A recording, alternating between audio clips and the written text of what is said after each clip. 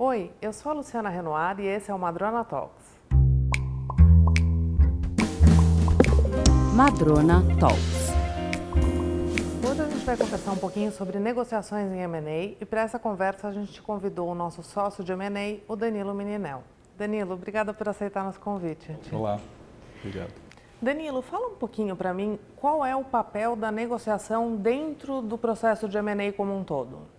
Hoje em dia, nós como advogados, a gente tem sido muito demandado, fora o aspecto técnico, né, que se exige do advogado, também para liderar e muitas vezes conduzir junto com assessores processos de M&A como um todo.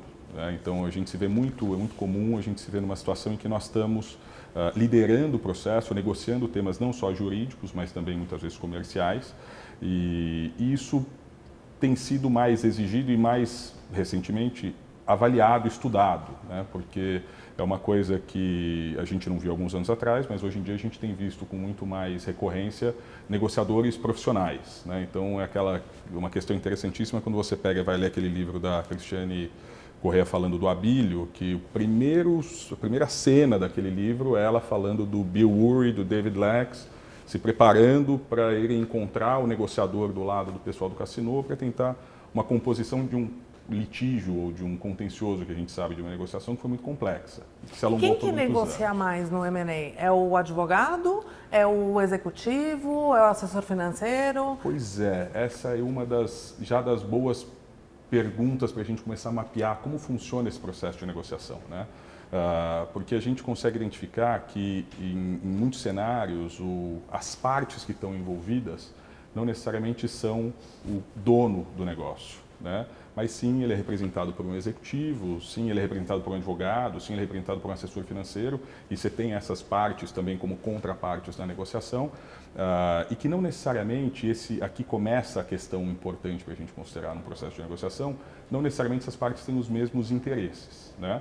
É muito comum, a gente sempre fala isso, aquela história de que, eu prefiro negociar com o dono, porque com o dono você sabe que não tem conflitos de interesse ou interesses diversos, né? Você está falando com o cara que é dono do ativo e que está negociando as suas condições e condições para o negócio que ele aceitaria fazer, que não necessariamente são condizentes ou alinhadas com os interesses do diretor, né, do negócio, que pode ser um cara que tem uma visão muito mais imediatista, que está pensando naquele bônus no fim do ano e que pode estar mais disposto a aceitar condições para uma operação que não necessariamente são as condições que ele teve o mandato lá do dono do negócio. Mas o objetivo da negociação não é sempre capturar o maior valor para o seu lado, ou seja, você dono, cliente? Você tem toda a razão, só que um ponto importante do processo de negociação, e pelo menos é o que se tenta de uma forma sistematizada, é criar valor. Criar valor para então distribuir melhor o valor. O que é criar valor, Danilo? Boa pergunta. O que é criar valor? Você pode, de um exemplo mínimo, simples, e que a gente vive no cotidiano, de eu vou comprar um apartamento e estou num impasse tremendo com o preço com a vendedora do apartamento. Só que depois que eu converso com ela por meia hora, eu entendo que ela tem, por exemplo, uma necessidade de ficar no apartamento por mais 6 meses depois de vender esse apartamento. Isso para mim pode ser algo aceitável, né? Eu estou na minha casa, estou tranquilo, eu posso eventualmente bridge the gap, acertar aquela condição que falta para a gente conseguir fechar e chegar no preço que funcione para os dois, dizendo para ela, fica-se 6 meses, para você ter um valor tremendo, você não vai ter toda uma dificuldade de mudar para depois mudar, e eu aceito isso, e nisso eu criei valor. Criei valor como? Né? Algo que para mim não tinha valor e para ela tinha muito, e ainda viabilizei o negócio. Então, esse é um princípio que foge muito do que a gente vê normalmente desse princípio de barganha, né? Aquela outra coisa do cara que está comprando tapete persa em Istambul e que a única variável que é preço. O cara nunca mais vai ver aquele vendedor, ele quer mesmo pegar o tapete, botar na mala e ir embora e pagar o menor preço possível. A gente sabe que a vida real de uma negociação complexa, principalmente em operações de M&A, que é onde a gente está inserindo essa discussão, ela não é tão simples, ela não tem só essa variável, ela tem N outras variáveis. E acho que o processo de criar valor é exatamente o processo de tratar a negociação como um sistema, como um processo. E como é que a gente faz para se preparar, para identificar valor na negociação e se preparar para a negociação? Como que você aborda o teu cliente ou outro lado? Como é que você descobre qual é o ponto-chave que não seja só o preço? Isso, boa. Acho que a resposta para isso está em a gente conseguir, como eu dizia, tratar a negociação como um processo. E a gente trata a negociação como algo trivial, mas que não necessariamente o é. Né? Quando a gente começa a analisar esse processo de negociação, considerando quem são as partes que estão envolvidas, né? E como dizíamos, as partes não são só o comprador e o vendedor num processo de M&A, são os interlocutores, né? São stakeholders, são terceiros. Se parte de uma operação significa eu ter que fazer um decommissioning numa planta, numa cidade que vai representar a perda de 100 empregos e faturamento para a cidade, certamente aquilo tem que ser um elemento que eu trago para essa discussão, para considerar também o interesse desses caras, em maior ou menor grau, na minha decisão e na minha negociação. Como eu lido com aquilo, né?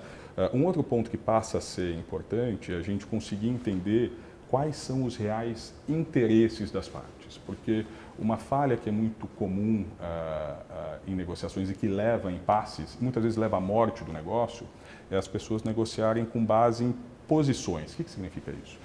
O cara pode virar para você, o seu cliente, e te dizer, olha, eu não aceito sob hipótese alguma ser diluído. Eu estou vendendo 50% mais um do meu negócio, mas eu não passo de 49,9%. Essa é uma posição que ele assumiu. E que pode ser que, por outro lado, seja inviável a manutenção do negócio. Mas calma lá, eu estou comprando esse negócio exatamente porque eu vou botar um caminhão de dinheiro e você não tem um caminhão de dinheiro para me acompanhar e fatalmente você vai ser diluído. Né? E se a gente ficasse só nessa superfície, eu cheguei numa situação de impasse intransponível. Acabou o negócio, então obrigado, escolhi o parceiro errado. Né? Começa de novo, volta 6 meses, volta 18 meses e vamos reiniciar um processo. Quando, na verdade, as perguntas que têm que ser feitas são, mas por que mesmo que você não quer ser diluído? Você pode chegar a respostas variadas, pode falar, olha, eu não quero ser diluído porque eu tenho medo de não poder acompanhar esse cara que tem um bolso infinito. Tudo bem, isso é uma realidade, vamos lidar com isso de uma outra forma. Vamos estabelecer aqui algum mecanismo que evite a diluição injustificada, que considere valores corretos ou justos de mercado e que sua diluição seja justificada ou justa, que você tenha o uso dos recursos de uma forma aprovada em benefício do negócio, ou até o extremo do cliente assumir a posição de falar, olha, eu queria mesmo era ter uma participação para conseguir manter um assento no conselho, porque eu não sei o que eu vou fazer à tarde se eu vender a minha empresa, não quero ficar em casa. Tudo bem, a gente resolve.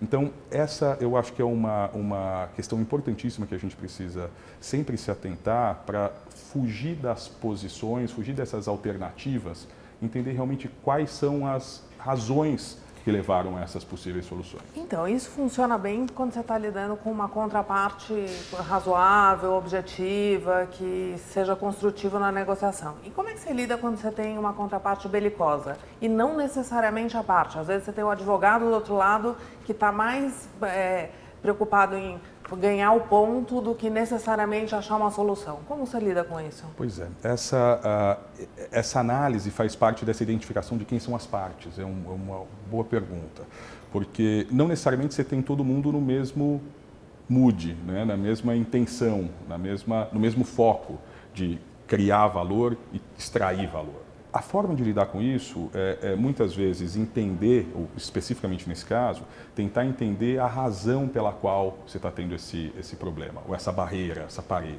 Né? Já tivemos casos em que a gente chegou à conclusão que, quando nós entramos no processo, a gente herdou uma negociação muito dura, muito complicada, em que ali ninguém mais confiava em ninguém, né? E que ela assumiu, aquela contraparte assumiu, o advogado, no caso, uma posição muito dura, até por instrução do cliente, porque ele já não confiava em mais nada. Tudo que tinha sido combinado foi descombinado, ou foi descumprido. Então, a vinda, talvez, de uma nova pessoa, a mudança de um interlocutor, pode ajudar nisso, né? Outra coisa que pode ajudar também nisso é, de fato, manter de uma forma, claro que você precisa ter tempo para isso, mas manter de uma forma reiterada essa tentativa de extrair dele quais são os problemas. É um cara que assume uma posição dura e que pode ser também, cá entre nós, uma posição bem pensada.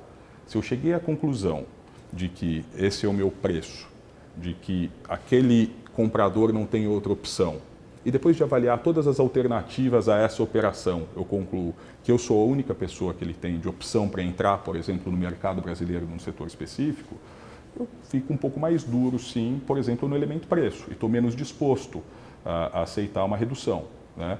Então, entender a razão para isso, tentar de alguma forma endereçar a razão para essa dureza, né?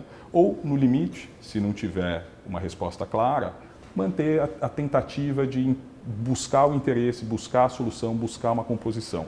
Claro que de uma forma muito calma, objetiva, até porque a gente faz isso de forma recorrente, né? Então, a gente precisa ter, sim, contar com credibilidade, contar com conhecimento no mercado, que nós todos aqui somos fazedores de negócios. Ninguém aqui é uma pessoa que vai buscar sempre, por uma questão de vaidade ou ego, buscar inviabilizar uma operação. Então, isso é um valor, que inclusive é um valor muito forte do escritório, quando a gente se vê numa situação como essa. Danilo, obrigada pela presença e espero que você tenha gostado de conversar com a gente. Adorei, obrigado. Obrigada. E na próxima semana a gente volta com mais uma Madrona Talks. Toda segunda-feira tem uma conversa nova para você. Se inscreva no nosso canal do YouTube. Madrona Talks.